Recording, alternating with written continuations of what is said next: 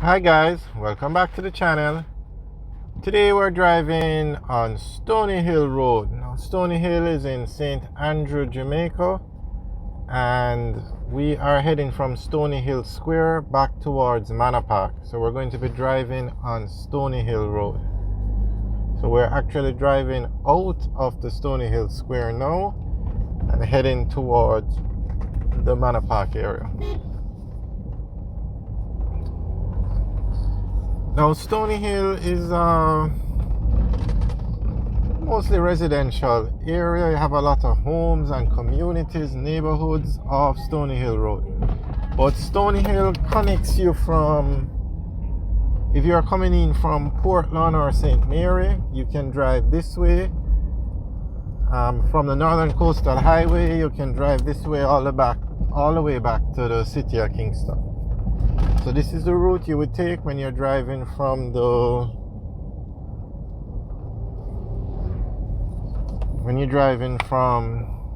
Stony Hill to Manor Park. And as you're going to see, a lot of homes are along the way and a lot of communities are off this road.